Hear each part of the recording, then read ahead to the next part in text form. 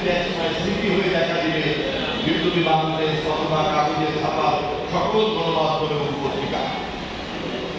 এমন একটা সময় ছিল যখন বড় বড় মিডিয়া হাউস সম্পর্কে এই মন্তব্য করলে তারা হয়তো রুষ্ট হতো এবং তারা হয়তো এই ধরনের মন্তব্যকে উদ্ধত্ত মনে করতেন।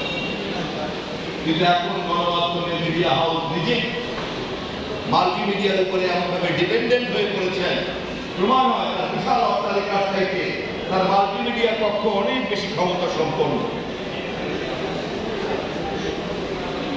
পরিবর্তনের এই পরিস্থিতিটাকে ভাষা ভাষাভাবে দেখতে চলবে না, পরিবর্তনের এই পরিস্থিতিটাকে গভীরভাবে দেখতে হবে এবং শুধু দেখতেই চলবে, এটাকে অনুভব করতে হবে, এটাকে উপলব্ধি করতে হবে এবং ভবিষ্যৎ সাজানোর জন্য এই অভিজ্ঞতাটাকে কাজে লাগাতে হবে। আমার সামনে তারা আছেন বিপ্লবী বাংলাদেশের প্রকাশক সম্পাদক সহ বিশিষ্ট ব্যক্তিবর্গ উপস্থিত আছেন।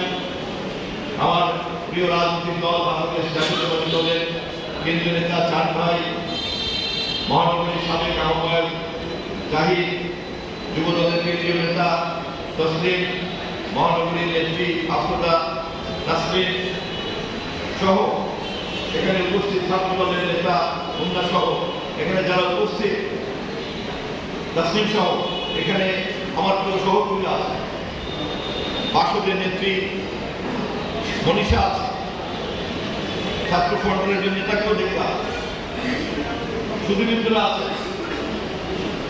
আমি আপনাদের সকলের কাছে লিখিতভাবে আহ্বান করতে চাই, বিপ্লবী বাংলাদেশের এই 56 বছরের